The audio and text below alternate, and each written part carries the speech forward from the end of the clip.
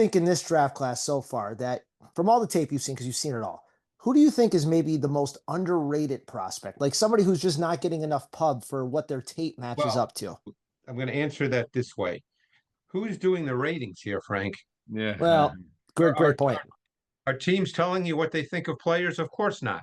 So who's doing the ratings? It's media people. And I guess I would fall into that category, but I don't do mock drafts and I don't make lists. But, to give you like an example, and I may have mentioned this guy's name before, I think Braden Swinson's tape from LSU is better than James Pierce's tape, but he's not going to be drafted higher than James Pierce. Now, I have no idea how these guys are going to play in the NFL. I mean, all I'm doing is watching their tape and basing it on what I see, and then so much as to who drafts them, who coaches them, how they're deployed.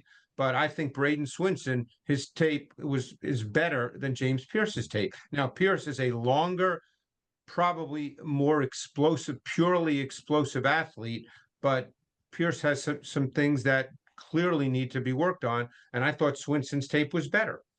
Is there anyone you could think of that like Fangio like would be eyeing up? Be like, I could really get my hands around him, and I'll tell you in a sec. I'm just going to pull up the safeties because I think that's because right now, if they were to play a game tomorrow, I think Sidney Brown would be the starting safety. And my sense is, and again, this is just reading between the lines, that they don't really want Sidney Brown to be the starting safety, but that's where they are right now. I think that I think they would love to have Xavier Watts. I think that if they could get Xavier Watts, they would love him. I think another guy they would love and who would fit exactly what they want in every way is Andrew Makuba from Texas. So I know a lot of times you watch guys 2 years in a row. So is there anybody this year who's not coming out that you're looking forward to watching next year as well? Well, I'm really anxious to watch Carson Beck because I thought when I watched him last summer from 2023, he's a certain kind of quarterback. Obviously, he's not going to run around. But I thought his tape in 2023 was really good. And then this year, just from seeing him on TV, he just didn't look the same. So I'm very anxious to watch his tape, this summer to get a feel for what happened because obviously he transferred. Where did he transfer to? Is he at Miami? I think Miami? Yeah. Miami, right? Yeah. Trying to think of other guys. How about the two? It's always Penn State with me, but I mean, obviously, you're talking about the two Penn State running backs? Yeah, Nick Singleton. I did both of them last summer too because I thought they'd come out. They're interesting guys. I don't think they're going to be like viewed as like top 15 or 20 guys, but that's just my opinion. Yeah, I think Singleton would be good, but yeah. Yeah, I think Singleton would be higher just because he's got, explosive breakaway speed. Right. What about have you watched the Ohio State kid who's the safety who's going to be really good? He's a phenomenal player. He's the best, I think we talked about this, a couple of weeks ago, Jeff, when a couple of years ago, Jalen Carter, when he wasn't coming out, was clearly the best player on the Georgia defense. Caleb Downs is the best player on the Ohio State defense, and he can't come out yet. Yeah, right. He's really, really a good player. So they literally have the best player on offense in the country and the best player on defense in the country that can't. And Jeremiah Smith can't come out for 2 years. Right. Yeah, I met Jeremiah Smith last year when I was at the Maxwell dinner, which was in Atlanta last year. I didn't go this year, but he was first going in, to Ohio State. And he was a super impressive kid, like really humble, just a really good kid. And I actually did something after I met him because they were telling me so much about him that I never do. I came back to films and I watched his high school tape. Wilton is here. He already typed into the chat, Greg. He would like to hear your evaluation on the Alabama D-back Malachi Moore and Elijah Arroyo, of course, from Miami. I find Moore to be a really interesting player. The thing about Moore, which will drop him in terms of where he gets drafted, is the athletic testing. He's not a great athlete, but I think he's a really good player. Like he's a much lower case Brian Branch. He plays the same way. He's just not as good. But this year he played many more snaps on the back end. He played some post safety, which he probably wouldn't play in the NFL. But he's got extensive experience playing multiple positions. And while you wouldn't call him sudden or explosive, he's not a great athlete. There's a certain smoothness to him. He's got a great feel for what he sees. He's just one of those guys that just sees it the right way. He's smart, he's savvy, he's aware. I hate to use the word instincts, it's overused, but it fits him in this case. I think he'll eventually emerge as a starter in the league. But my guess is, again, I don't know where guys get drafted. If he's a day 2 pick, it would be 3rd round. Mm-hmm. And he could easily get into the 4th round just because the athletic testing is not quite there. Yeah, that's what I'm told on the 4th. Yeah. Who's the other guy?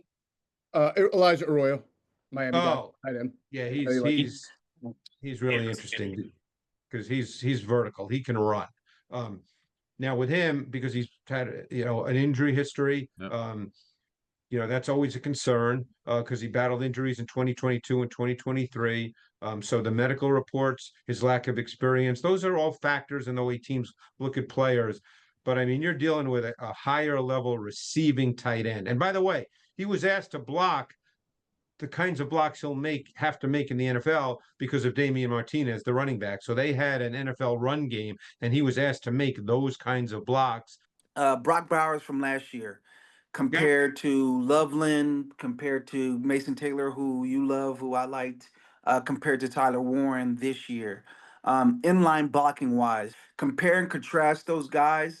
Do teams ever look at draft board and say, hey, there's a lot of tight ends in next year's draft, so I'm not going to take a tight end this year. They do by position. Just so you know, I've asked the GMs this question. They do by position, but they also know it's a gamble. A guy could get hurt off the field.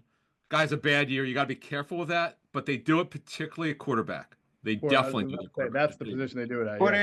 I would answer it this way: if you have a player at that position, yes. If you don't have a player at that position, no, because you got to line up.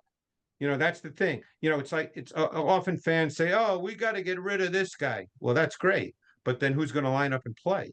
You got to line up and play with people. So you don't want to do that if you don't feel that you have a guy you're comfortable lining up with. That often happens with quarterbacks, where teams, think a guy like Brock Purdy. Okay, there's a lot of stories now because, how much money should Purdy get? People are saying, well, the Niners should just trade him. Well, that's great. Well, then who's going to play quarterback? I mean, those things are easy to say, but you got to line up with people. So yes, it's the GM's job to look ahead. The coach doesn't want to look ahead. The coach wants players who he can line up with and play and win this year, because the coach isn't interested in going 7-10 and then hoping he's still around next year when they might get a better player. Do you have any cornerbacks you think compare likely to what we got last year in this draft? That's my question for you. Well, now it comes down to, who's available at 32 and how they want to draft at 32.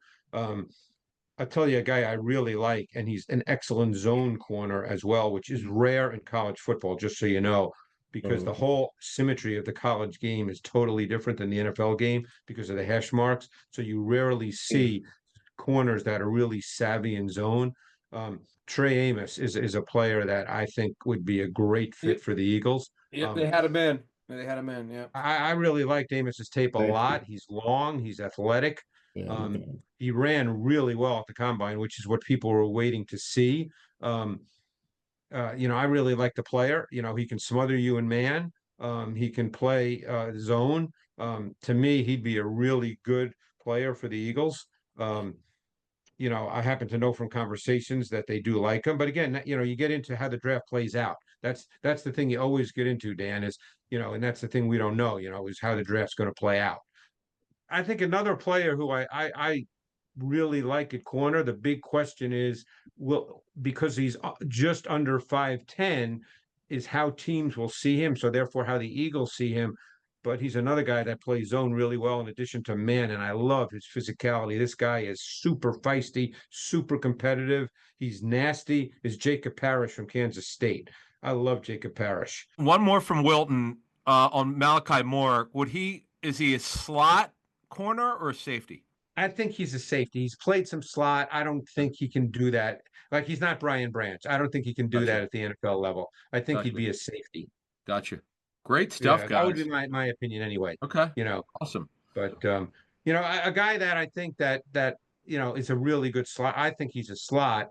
and I'm really curious, Adam, maybe you've talked to more people than I, Yep. is Jade Barron, who I Oh, personally I think got is- it. I was going to say this tomorrow night, and a guy you and I know, Greg. I'm not going to let Jeff. You and I know him. He used to work with Vic, who thinks Vic is maybe the smartest coach he's been around. This guy's been in the league like 20 years.